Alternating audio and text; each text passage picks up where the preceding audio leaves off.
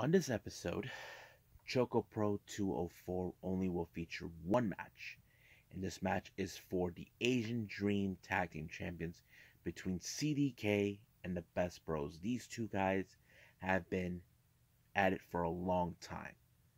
There were times they've been a draw, there are times the Best Bros come out on top. But however, this will be one of the toughest challenges in Best Bros' career as a tag team. But will the Best Bros walk out? We don't know.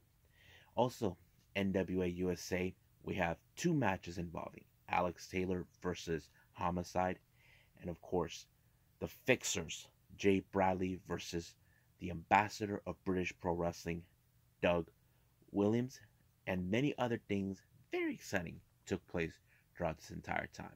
And of course, we got New Japan Strong with three amazing matches that features the title match for the Strong Openweight title between former Team Filthy member Tyler Rust and the leader of Team Filthy, Tom Lawler. And also, we got the latest GCW event that took place this past Friday on the 25th. Welcome to Heartbreak, which has some interesting matches, but the main event, as you know, Cardona has been causing nothing but problems for GCW along with his wife Chelsea Green and his best friend Bryan Myres, where he goes toe-to-toe against the bad boy Joey Janela, and of course, WWE legend, former member of the NWO and DX, X-Pac. So, let's get ready for another episode of the Deleted Wrestle Zone.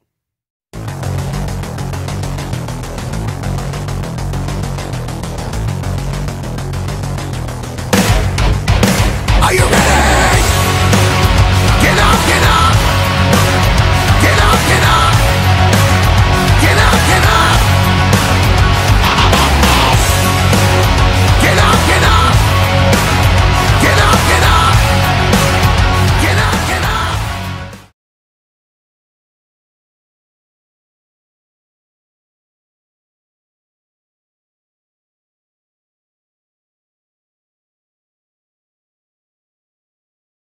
Welcome everybody to the Deleted Wrestle Zone. All things that is pro wrestling with AEW, NXT, New Japan Pro Wrestling, Impact Wrestling, the National Wrestling Alliance, various promotions, wrestlers, matches, and championships. I am your host, Jay right here. So, we got the latest ChocoPro show, 204, which features one match only, which is for the Asian Dream Tag Team Championships. CDK consistent of Chris Brooks and Masahiro Takanashi taking on the champs, the Best Bros, Mei Shiruga and Balinaki. Now, these guys have been face-to-face many times on different variations, either as singles competitor or six-man tag team champions, whatever it goes. I know they had many times they faced the Best Bros. They came up either with a draw or they lost. But this became a tough challenge. As you know, this was Mei Shiruga's request for this match ever since she came back from her little excursion from late last year in the US. So this match was no joke. It put a lot of intensity in this one. I was like amazed with every inch of energy these guys did. Even every move that they put in to put away CDK was backfired on them time and time again, until finally it was the teamwork of CDK that finally put them away, and they pinned Mei Shiruga in this, allowing themselves to be the brand new all of the Asian Dream Tag Team Champions. This was a bit of a heartbreak, seeing that Balinaki and Mei Shiruga lose the belts this way. And recently you can tell Mei feels guilty that this was her fault, but of course Balinaki wouldn't see it that way. They did their best, but this time they were the better men for this match.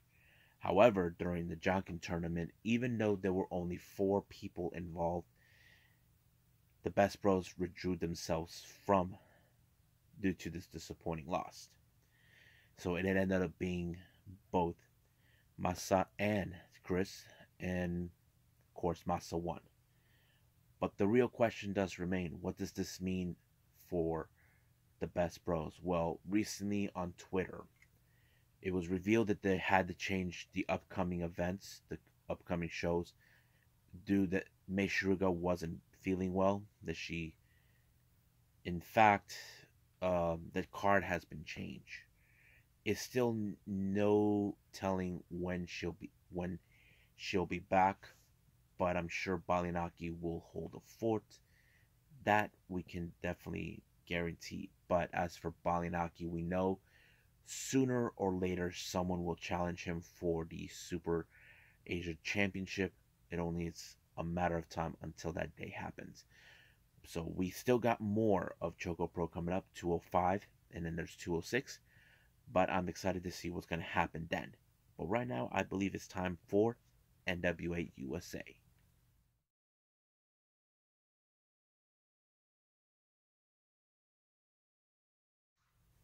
All right, NWA USA opened up with May Valentine interviewing the ambassador of British Pro Wrestling, Doug Williams. Well, it was revealed that he's facing one half of the Fixers, Jay Bradley.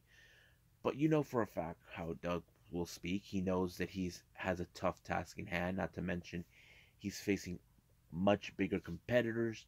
But you know Doug Williams, has the much better experience with technical style. Now our next interview, this one was a very dramatic one. This was a request by none other than Natalia Markova. As you know, Natalia Markova has caused a lot of problems, and she has her sights set on Camille. She starts saying things about her, including trying to insult Tom Latimer. But coming into her defense is May Valentine, and she slapped her. Now, Kyle Davis was trying to keep Markova away from May Valentine since she's not a wrestler. Once again, that piece of garbage Raven shows up acting like he thinks he's the sheriff, that he's co-in charge of the event. Well, Medusa put that creep in his face. He told in his place, telling him he better leave or I'll call the cops. And I think Raven did not see this one coming. So basically, his power to protect Markova is now falling apart. Not to mention Markova cannot believe what she's hearing. But, however, there's going to be hell to pay. Because, of course, Markova will not appreciate May Valentine what she did. Now, keep in mind, May Valentine was doing her job, but Markova is the one who decides to disrespect her. She did nothing wrong to her, but you know how that is. We're going to see an old-fashioned catfight here. Now, our first match is Alex Taylor versus Homicide. You know how Homicide is. That's why he is a stone cold killer in the ring. And you know how it plays out. Of course, he puts him in the Gringo Killer, and it was over right from there. So it was 1, 2, 3, and now it's done. Now, we have a little bit of the podium that was set up by Nick Aldis and Trevor Murdoch, along with Austin Idol. Apparently, Nick Aldis decided that he's been hearing that Idolmania Sports Management is suffering a financial blow, so he said that he set up a GoFundMe. So he's asking fans, please donate money. So I thought it was really interesting to see that. Now, as for our main event, we have Jay Bradley along with Wrecking Ball Legritsky taking on the ambassador of British Pro Wrestling, Doug Williams. Now, you know for a fact, since Wrecking Ball is there, he's going to interfere. I was surprised that Kobe Carino wasn't there because I'm sure he probably thought, they can do things fine. They'll be fine. They don't need him. Because I'm sure I would have assumed that Kobe Carino will say, you're nothing but an old fart. That's what he probably thought. But nope, it didn't happen that way. But Doug Williams did use the momentum on the fixers against them when he had, of course, Bradley slam Wrecking Ball, and it was over right from there when he pinned him. So it's a good match. It was great. So I can't wait to see what's going to take place later on, especially when it comes to May Valentine and Natalia Markova. So let's move on right now with New Japan Strong.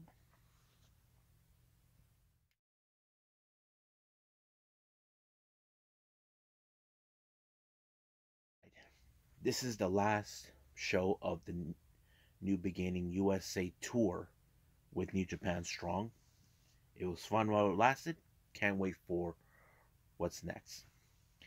We have three interesting matches. The first one, we have Ethan HD versus Carl Fredericks. Now, I mentioned Ethan HD before. He is a local Pacific Northwest wrestler.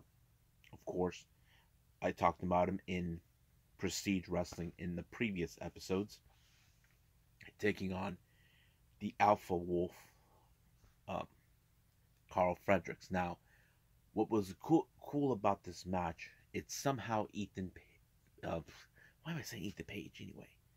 Ethan HD was able to counter every move that Carl Fredericks was going to make. Now, that's something of a veteran that can do.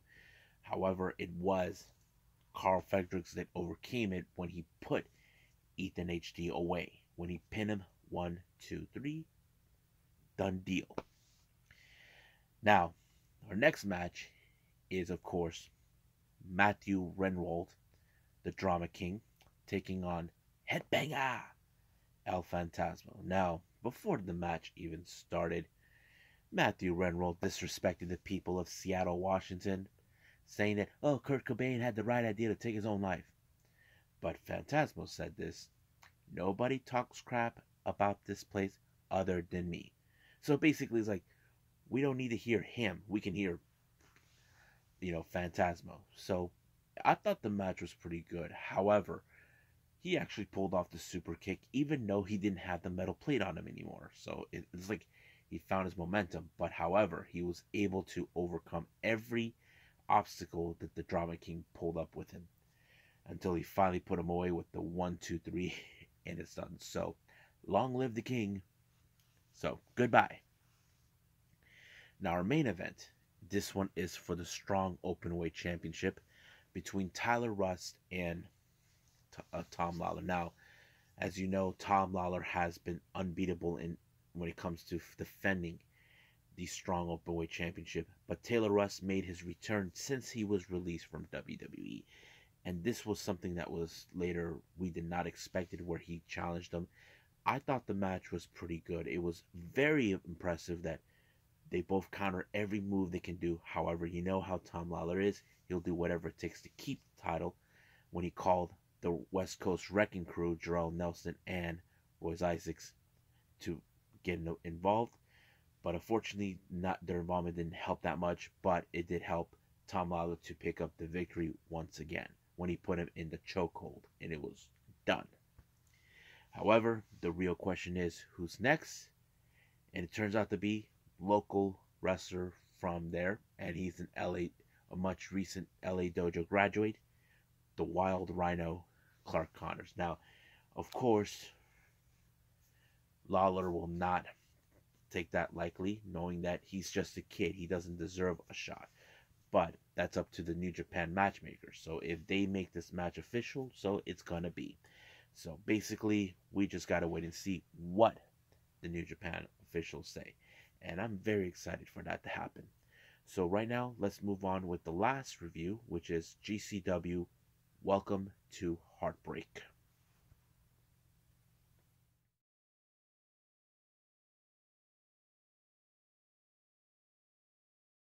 Okay, our last review is GCW's Welcome to Heartbreak. Now, this is one of those events we definitely want to talk about.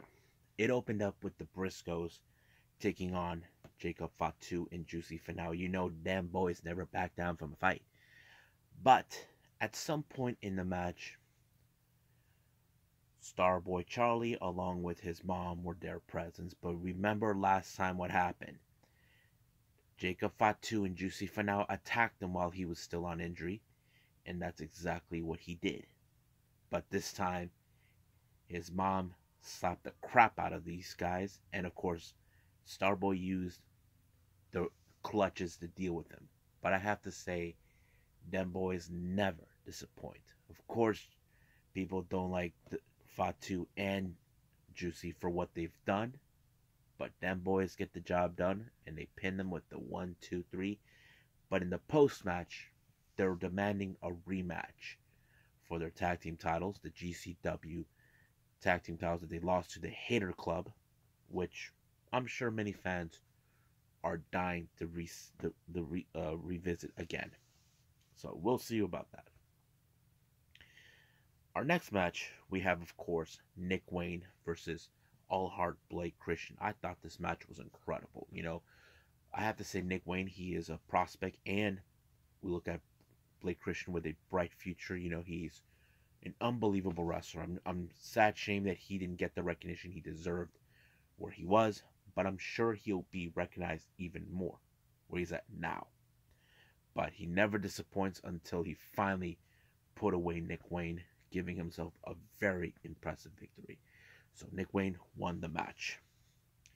Next up, we got Tony Deppen taking on Kevin Blackwood. Now, this was a very interesting match for me because we know Tony Deppen, he's cocky, we know he's talented, but Kevin Blackwood, he is a submissions test. I mean, his time working with Daniel Garcia, we all know how that goes. But fortunately, Tony Deppen put him in a very unorthodox chokehold, and of course, Blackwood had no other choice but to tap out. Now, some people can say this was a bit of a dream match. We had Ninja Mac versus Speedball Mike Bailey. I thought this was more of a kung fu type of story, and I think it was really awesome because they both bowed, shook hands, and they're like, ready to show down. But what a match. But it was Mike Bailey who picked up the victory, as always, he knocked them out with 2 double knees in the back. So what a great match.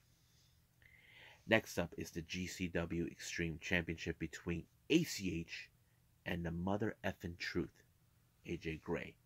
Now, you know how AJ Gray is. He's vicious, he's deadly, and ACH, he's very talented at what he can do. But however, it was the aggressiveness of AJ Gray that allowed him to retain his title. I thought, what a great match too. Now, next one we have Dr. Wagner Jr. taking on Homicide. This was a very interesting match. I've been a fan of Dr. Wagner for a long time, especially with his dad, his brother, and now his 2 sons. I think this was one of the most interesting matches I've watched. But it was Dr. Wagner that walked out the victor, as this one being the veteran and legend that he is. And of course, it looks like we may see more of him down the future. Now, our next match is an 8-man tag match. We have Team Reefer, consisting of Grim Reefer, Jack Cartwheel, Jimmy Lloyd, and who is it? Jordan Oliver taking on Matthew Justice of the Second Gear Crew and friends, consistent of, who is it? Gringo Loco, Alley Catch, and Dark Sheik. Now, this was a dream match, and I said to myself, I would love to see these guys join Second Gear Crew. I mean, these guys are well recognized in their own right, and I feel, why not? But it was Gringo Loco who won the match when everything else was going chaotic outside the ring. So he picked up a very interesting victory.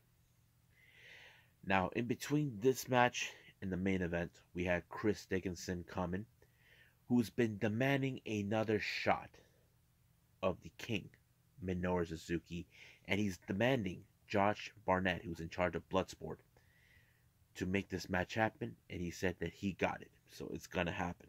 However, he was interrupted by none other than Matt Cardona, who they like to call him that piece of shit. Reason is they don't like him. He's trying to pretend, I don't know you. I beat Nick Gage. I'm like, but of course, Chris Dickinson doesn't care about what he thinks. All he cares about is beating the crap out of him, and that's exactly what he's going to do. But right now, he and Myers, their match was against, of course, Sean Waltman and Joey Janela. I thought this match was brutal, but however, it was right at the last moment when, of course, Cardona and Myers brought the door, thinking it's going to work. It did not. Apparently, Matt Cardona got away with it, by slamming Cardona's head into the groin of Myres, tossing him out of the ring, and of course, kicking the ring rope where Chelsea's leg was caught, and boom, it was out. But he did like an X Factor right on top of the door, and it was over. He gave an amazing promo what he was doing, but however, I don't know what the hell was this about. X-Pac was betrayed by Joey Janela. I was like, why, Joey? Why? It's still unclear. I'm in shock. But I'm sure there's going to be hell to pay for this. So I can't wait to see it. So right now, I think it's time for me to call it a night. Well, I hope everybody enjoys this episode of me reviewing ChocoPro, GCW, New Japan Pro Wrestling Strong, and of course NWA USA.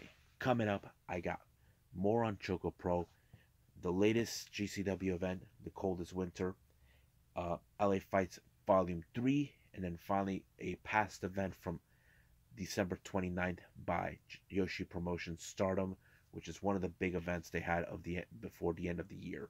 So I'm excited to review everything else, but right now, I think that's pretty much it what I'm going to cover. So, I'll see you guys in the next DWZ time. Same DWZ channel. I must bid all of you adieu. So, goodbye. And have a nice day.